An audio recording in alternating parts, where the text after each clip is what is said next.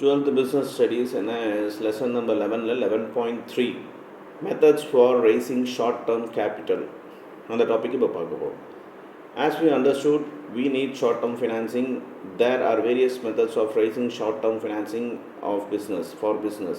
Each types of short term finance has different characteristics and can be used in different situations. There are number of methods for raising short term finance which are listed below.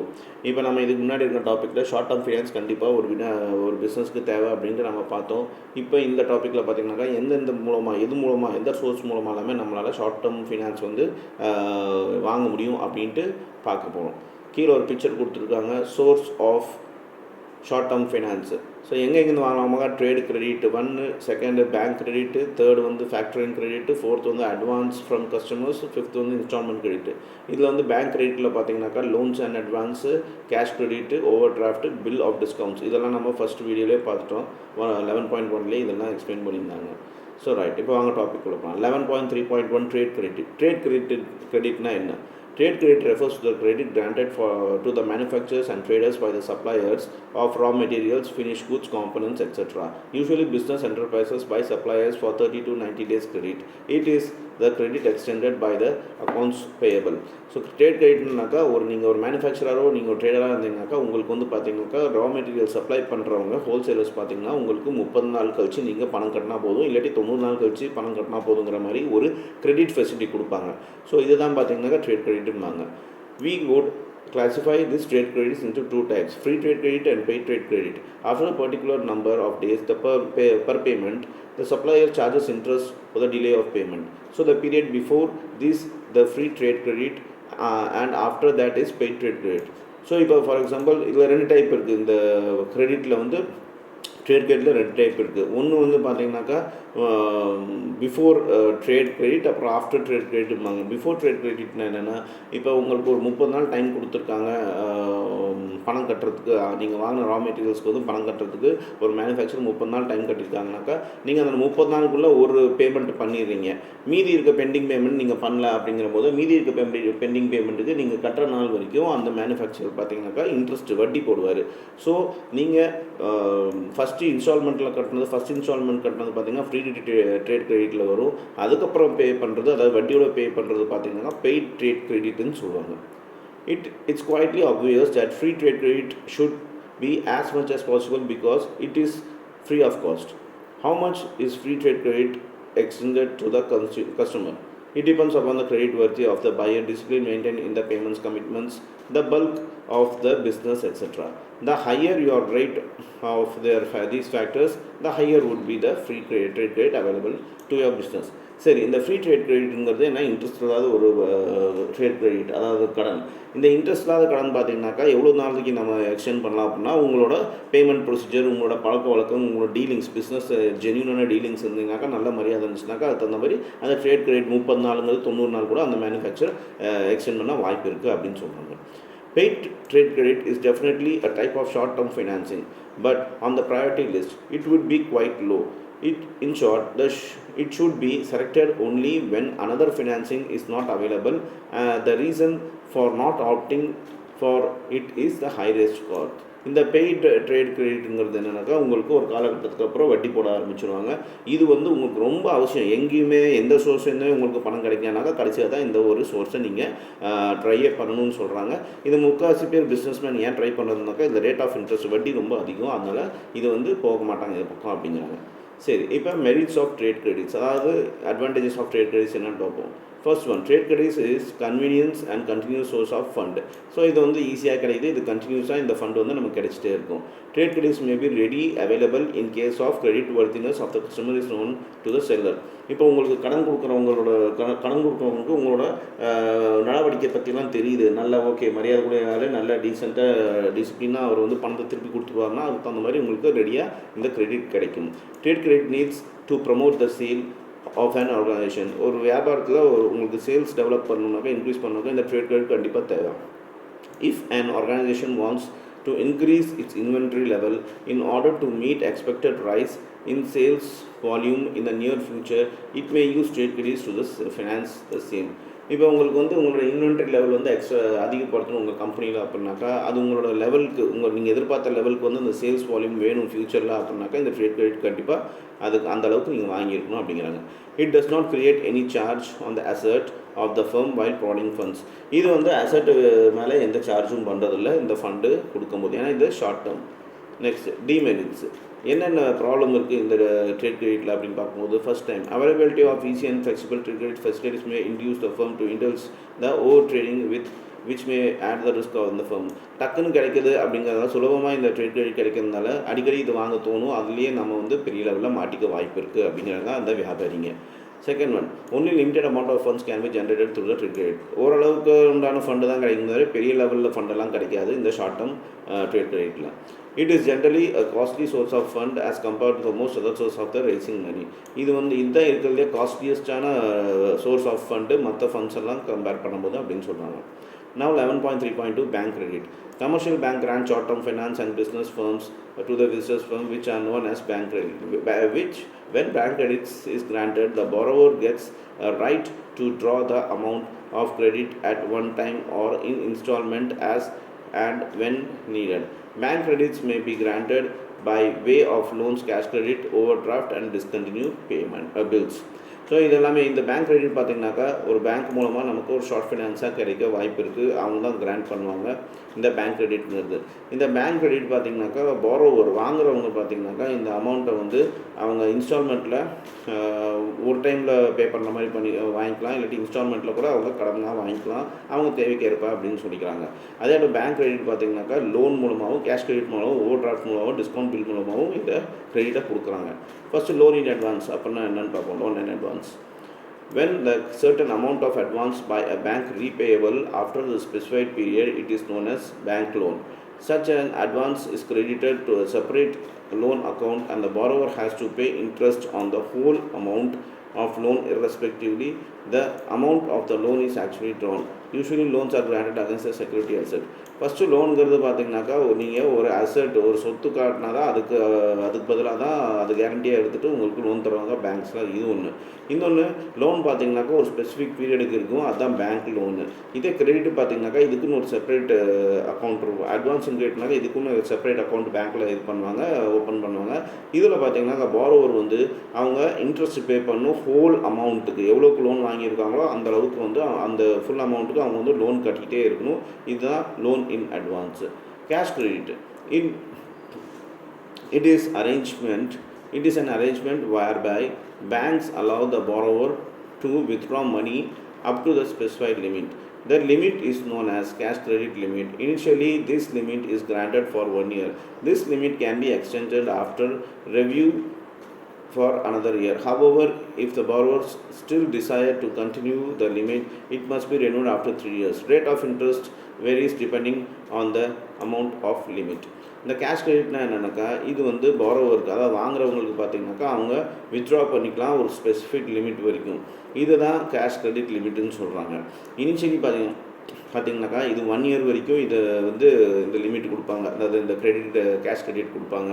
இது வந்து extend பண்ணிக்கலாம், அவங்க வந்து நல்ல கரெக்டாக பே பண்ணுற மாதிரி இருந்தாக்கா அவங்க லிமிட்டை பாரோவர் வந்து எக்ஸ்டெண்ட் பண்ணிக்கலாம், ரெனுவல் பண்ணிக்கலாம் 3 வருஷத்துக்கு. அதுக்கப்புறமா கூட அவங்க ரெனுவல் பண்ணிக்கலாம். அதுக்கு தகுந்த மாதிரி தான் அந்த இன்ட்ரெஸ்ட்டும் மாறும் அப்படின்னு சொல்கிறாங்க, வட்டியும் மாறும். Bank has the collateral security for grant of cash credit. It is an agreement. In this agreement, the borrower can draw, repay, and again draw the amount within the sanctioned limit.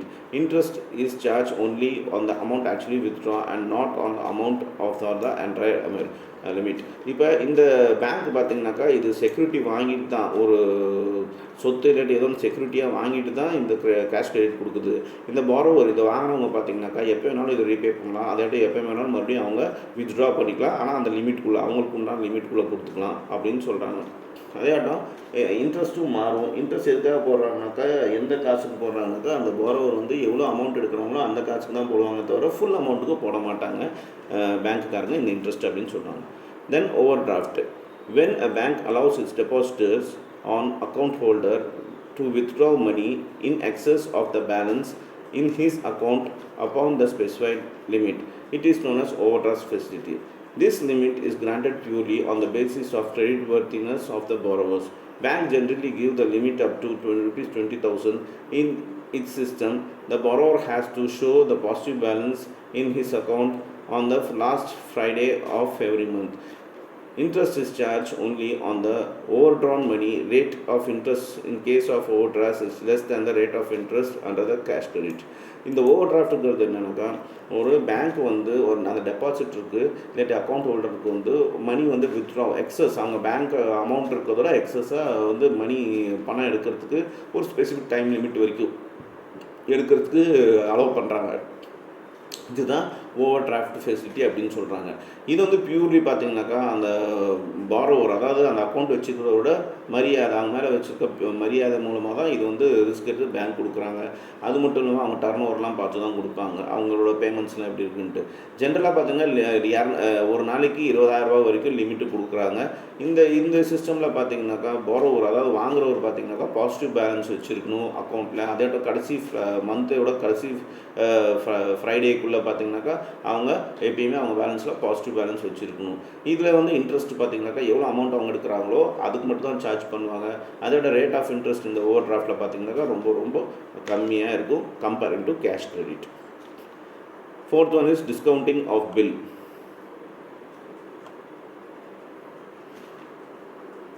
Banks also advance money by discounting bills of exchange, either promissory notes. When these documents are presented before the bank for discounting bank's credits, the amount to customers' account are deducting discounts. The amount of discount is equal to the amount of the interest of the period of the bill. இந்த bank bill டிஸ்கவுண்ட்ஸ்ங்கிறது வேறு எதுவும் கிடையாது. அது ஒரு promissory note மாதிரி. அது வந்து பேங்க்கில் போய் நம்ம கொடுக்கும்போது நமக்கு வந்து ஒரு டிஸ்கவுண்ட்ஸ் மாதிரி கொடுப்பாங்க நம்மளோட பேமெண்ட் பண்ணுற விஷயத்துலேருந்து. இதுதான் பேங்க் கிரெடிட்ஸ் அப்படின்னு சொல்லுவாங்க.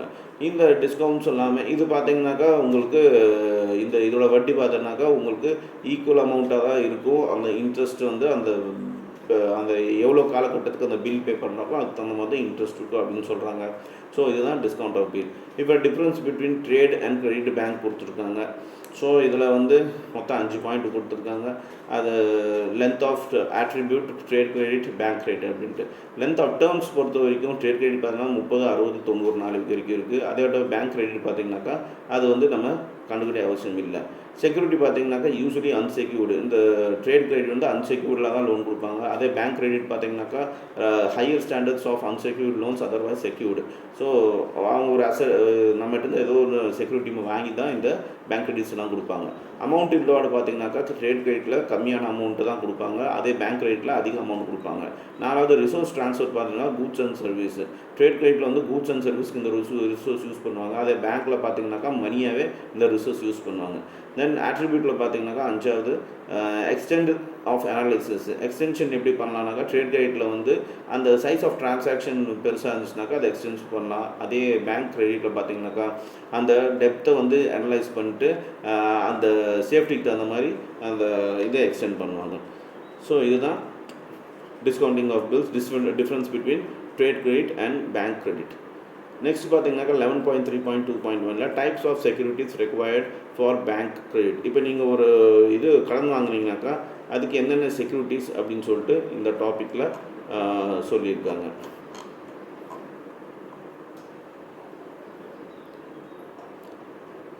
Types of securities required for bank credit. Loans and advance are granted by banks on personal security of the borrowers as well as on the security of some tangible assets. Besides the goodwill of the firm, the security against bank credit may be 2 types. So நீங்கள் loan போய் கேட்டிங்கன்னா டக்குன்னு கொடுத்துக்க மாட்டாங்க. நீங்கள் ஏதாவது அங்கே செக்யூரிட்டிக்காக நீங்கள் பேங்க்கில் வந்து உங்கள் சொத்து ஏதாவது அடமானம் வச்சா தான் உங்களுக்கு கொடுப்பாங்க லோன்ஸ் எல்லாமே. அதை வந்து 2 வகையான லோன்ஸ் இருக்கும். ஒன்று பர்சனல் செக்யூரிட்டி, இன்னொன்று செக்யூரிட்டி ஆஃப் டேஞ்சிபிள் அசட்ஸ். டேஞ்சிபிள்னாக்கா சொத்துக்கள், கண்ணுக்கு தெரிகிற சொத்துக்கள். ஸோ இப்போ இதில் வந்து ஃபஸ்ட்டு பார்த்தீங்கன்னாக்கா மூவபிள் கூட்ஸ், அதாவது இந்த டேஞ்சிபிள் கூட்ஸில் என்னென்ன வருது அப்படின்னாக்கா ஷார்ட் டேர்ம் ஃபைனான்ஸ் வாங்குறது லோன் வாங்கும்போது மூவபிள் கூட்ஸ்னாக்கா stock and raw materials and finished goods are accepted by the bank or security against the bank credit. In case of non-payment, these goods are sold and money is required by the bank. இப்போ நீங்கள் short term எடுக்கிறீங்கனாக்கா, நீங்கள் ஒரு பொருள் வச்சு கடை வச்சு manufacture வச்சு விற்றுட்டுருக்கீங்கனாக்கா, suppose உங்களால் அந்த லோன் கட்ட முடியல, பேங்க்கிட்ட வாங்க லோன் கட்ட முடியலன்னா அந்த பேங்க் வந்து உங்களோட கூட்ஸை வாங்கி அதை வந்து விற்று அந்த கடனை அடைச்சிப்பாங்க. தென் பார்த்தீங்கன்னா ஷேர்ஸ் அண்ட் ஸ்டாக்ஸ்னால் எதுவும் கிடையாது. இப்போ நீங்கள் ஷேர்ஸ்லாம் வச்சுருப்பீங்க அந்த மார்க்கெட்டில், ஷேர் மார்க்கெட்டில் உங்களால் பணம் கட்ட முடியல அப்படின்னாக்கா பேங்க்காரங்க அந்த ஷேர்ஸ்லாம் விற்று அந்த பணத்தை வந்து சரி பண்ணிப்பாங்க. Documents, types of goods, bill of lading, railway receipts, அதாவது RR, goods of receipt GR, warehouse warrant and various documents which are recognized as documents of the title goods to secure the credit from the bank. The borrower may deposit any of the documents with the bank after duly endorsing the same favor of the bank. Enables to deal with bank to deal with the goods in the case of default of repayment. இப்போ நீங்கள் வந்து என்னென்ன documents கொடுக்கலாம்னாக்கா, railway receipt கொடுக்கலாம், இல்லை goods receipt கொடுக்கலாம், வேர் house warrant documents கொடுக்கலாம். இந்த மாதிரிலாம் கொடுக்கும்போது டைட்டில் ஆஃப் கூட்ஸ் டாக்குமெண்ட்ஸ் கொடுக்கலாம். இந்த மாதிரிலாம் கொடுக்கும்போது இதெல்லாம் கொடுத்தா தான் நீங்கள் வந்து லோன் வாங்க முடியும். சப்போஸ் உங்களால் பணம் கட்ட முடியலனாக்கா பேங்க் வந்து இந்த டாக்குமெண்ட்ஸை வச்சு அதுக்கப்புறம் இந்த கூட்ஸ் மேலே ஆக்ஷன் எடுத்து விற்று அவங்க பணத்தை ரெக்கவர் பண்ணிப்பாங்க. Fixed deposit receipt. It is a receipt issued by the bank as an evidence for the fixed deposit made by the customers. Bank grant loans on security of these receipts. The interest charge on the loan is very higher and interest allowed on the deposit. Banks normally grant up to 90% of the value of such receipts. இந்த deposit ரிசிப்ட்ங்கிறதுனாக்கா bank வந்து உங்களுக்கு fixed டெபாசிட்லேருந்து அந்த கஸ்டமருக்கு ஒரு loan கொடுப்பாங்க. இந்த loan பார்த்தீங்கன்னாக்கா உங்களுக்கு இன்ட்ரெஸ்ட் ரொம்ப அதிகமாக இருக்கும். இதில் 90% ஆஃப் த உங்கள் பணம் வந்து உங்களுக்கு லோனாக கொடுக்க வாய்ப்பு இருக்குது. Than life insurance policies. நீங்கள் லைஃப் இன்சூரன்ஸ் பாலிசி வச்சுருந்தீங்கன்னாக்கா அது வேல்யூ தகுந்த மாதிரி உங்களுக்கு லோன் கிடைக்கும். அந்த ரிசிப்ட்ஸ் உங்களுக்கு பேங்க்லேருந்து கொடுப்பாங்க. தென் ஜுவல்லரி அண்ட் ப்ரீஷியஸ் மெட்டீரியல்ஸ். இது உங்களுக்கே தெரியும், கடன் வாங்கினாக்கா உங்கள் கையில் ஏதாவது கோல்டு, ஏதாவது ப்ரீஷியஸ் மெட்டீரியல்ஸ்லாம் இருந்துச்சுனாக்கா அதை வச்சு நம்ம லோன் கொடுப்பாங்க பேங்க்கில். Then other securities. இது இல்லாமல் என்னென்ன செக்யூரிட்டிஸ் கொடுப்பாங்கனாக்கா, உங்களுக்கு என்எஸ்சி, நேஷனல் சேவிங் சர்டிஃபிகேட், இந்திர விகாஸ் பத்திர, ஐவிபி அப்புறம் கிசான் விகாஸ் பத்திரம், இதெல்லாமே உங்களுக்கு சேவிங் ஸ்கீமு போஸ்ட் ஆஃபீஸில் வாங்க முடியும். இதில் எவ்வளோ அமௌண்ட் இருக்கோ அதுக்கு தகுந்த மாதிரி 90% உங்களுக்கு வந்து அவங்க பேங்க்லேருந்து கடன் கொடுக்க வாய்ப்பு இருக்குது. Next 11.3.3 factoring. Factoring is also a similar arrangement like invoice discounting, where the accounts receivable of the business are sold to the third party at the price which is lower to the realizable value of the account receivable. This purchasing party is commonly known as a factor. These factoring services are provided by both banks and other financial institutions. There are many types of factoring, like with resource or without resource. Factoring financial services under which the factors renders various services includes. So இந்த ஃபேக்ட்ரிங்கிறது என்னென்னா, இதுவும் பார்த்திங்கனாக்கா நமக்கு இந்த discounting bills மாதிரி தான் இதுவும் ஒரு ஃபேக்டர். இந்த இதில் பார்த்திங்கன்னா இந்த தேர்டு பார்ட்டி வந்து இந்த ப்ரைஸ் வந்து கம்மியாக ரியலைஸ் ஆச்சுனாக்கா அந்த வேல்யூ, ப்ராடக்டோட வேல்யூ ரியலைஸ் இருந்தால் இந்த அக்கௌண்ட் வந்து ரிசீவபிள் பண்ணுவாங்க. இது வந்து இந்த பர்ச்சேசிங் பார்ட்டி பார்த்தீங்கன்னா காமன்லி நோனஸ், இந்த பர்ச்சேசிங் ஃபேக்டரிங் பார்ட்டியை வந்து ஃபேக்டர்னு சொல்கிறாங்க. அந்த பொருளை பர்ச்சேஸ் பண்ணுற ஆளை வந்து ஃபேக்டர்னு சொல்கிறாங்க. இந்த ஃபேக்டரிங் சர்வீசஸ் வந்து பேங்க்ஸ் இதை தருவாங்க, ஃபினான்ஷியல் இன்ஸ்டிடியூஷன் தருவாங்க. இதில் நிறைய டைப்ஸ் ஆஃப் ரிசோர்ஸஸ் இருக்குது. அதாவது ரீகோர்ஸோடவும் இருக்குது, வித்தவுட் ரீகோர்ஸோடவும் இருக்குது. அது என்னென்னு நம்ம ஒவ்வொன்றா பார்ப்போம். First, discounting bill with or without recourse and collection of the client debt under this. The receivables on the account of the sales and goods or service are sold to the factor at a certain discounts. The factor becomes responsible and all credit control and debt control from the buyer to provide protection against the bad debts loss and to the firm. There are two methods of factoring: recourse and non-recourse. Under recourse factoring, the client is not protected against the risk for bad debts. On the other hand, the factor assumes the entire credit risk. Under non-recourse factoring, either full amount of invoice is paid to the client in the event of the debt becoming bad. இந்த இடத்துல பார்த்தீங்கன்னா discounting bill ஏற்கனவே நம்ம பார்த்த மாதிரி discounting bill மாதிரி தான். ஆனால் இந்த இடத்துல அந்த பொருளை வந்து ரிசீவ் பண்ணுறாங்க பார்த்தீங்கன்னா ஃபேக்டருங்கிற ஆள், அதாவது தேர்ட் பார்ட்டின்னு சொல்கிறாங்க, அவங்க தான் பொறுப்பாகிறாங்க. எதுக்குனாக்கா அந்த பொருளோட ப்ரொடெக்ஷனுக்காகவும் அந்த பொருள் வந்து லாஸ் ஆகாமல் இருக்கிறதுக்காகவும் இந்த ஃபேக்டருங்கிறவர் தான் இந்த பொறுப்பை எடுத்துக்கிறாரு. இதில் 2 வகை இருக்குது. ஒன்று ரீகோர்ஸ்ன்னு சொல்கிறாங்க, இன்னொன்று நான் ரீகோர்ஸ்ன்னு சொல்கிறாங்க. ரீகோர்ஸ் ஃபேக்டரிங்கில் பார்த்தீங்கன்னாக்கா கிளைண்ட்டு வந்து அவங்களுக்கு எந்த ரிஸ்க்கும் இல்லை கடனாலையும் எந்த ஒரு ப்ரொடெக்ஷனும் கிடைக்காது. அதே பார்த்திங்கனாக்கா உங்களுக்கு ஃபேக்டர் அஸ்யூம்ஸ், அதாவது இன்னொன்று ஃபேக்டர் ரீகோர்ஸ் நான் ரீகோர்ஸ் ஃபேக்டரில் பார்த்திங்கனாக்கா உங்களுக்கு என்ன ஆகுதுனாக்கா என்டையர் ரிஸ்க்கும் பார்த்திங்கனாக்கா நான் ரிஸ்கில் வந்து நான் ஃபேக்டரிங்கில் வந்து கவர் ஆகுது அப்படின்னு சொல்கிறாங்க. இப்போ ஒரு இன்வாய்ஸில் ஃபுல் அமௌண்ட்டு பே பண்ணிட்டாங்கனாக்கா அந்த கிளைண்ட் வந்து டெப்ட், அந்த கிளைண்ட்டு வந்து அந்த ஈவெண்ட்டில் டெப்ட் பிகமிங் பேட், டெப்ட் பிகமிங் அவங்க கடன் வந்து ரொம்ப அதிகமாகுதுன்னு சொல்கிறாங்க. Next, providing information about credit worthiness of prospective client. So இந்த இடத்துல ஒரு கிளைண்ட்டு நல்லபடியாக அவங்க வந்து குடுக்கல் வாங்கல் இருக்குனாக்கா அவங்களோட இன்ஃபர்மேஷன் ப்ரொவைட் பண்ணுறது. Factors hold large amount of information about the trading histories of the firms. This is be valued to those who are using factoring services and thereby avoid doing business with customers having poor payment record. Factor may also offer relevant consultancy services in the area of finance, marketing, etc. The factor charges fees for the services rendered. Factoring appeared on the Indian financial scene only in the early 90s as a result of RBI initiatives. The organization that provides such services include SBI Factors and Commercial Services Limited, State Bank of India, Punjab National Bank, Allahabad Bank, etc. In addition, many non-banking financial companies and other agencies provide factoring services. So இந்த providing information, இந்த third factor person, அந்த third party என்ன பண்ணுவார்னாக்கா நல்ல ஒரு history, transaction history வச்சுருக்கிற அந்த business மேனோட details வந்து அவர் வந்து கொடுப்பாரு பேங்க்ஸ்களுக்கு. அது மூலமாக பார்த்திங்கனாக்கா அவங்களுக்கு லோன்ஸ் எல்லாம் கிடைக்கிறதுக்கு வாய்ப்பு இருக்குது. ஸோ இது ஆர்பிஐயோட 1990s முதல்ல இது நிறைய நடந்துச்சு. அதுக்கப்புறம் ஆர்பிஐ ஒரு சில கரெக்ஷன்ஸ் கூட வந்தாங்க. இப்போ பார்த்தீங்கன்னாக்கா இந்த ஃபேக்டர் இது யார் ஃபேக்டராக ஒர்க் இருக்கிறாங்கனாக்கா SBI factor, commercial service limited, State Bank of India, Punjab National Bank, Allahabad Bank, இவங்க எல்லாமே இந்த ஃபேக்டரிங் சர்வீஸை கொடுத்துட்டு இருக்கிறாங்க.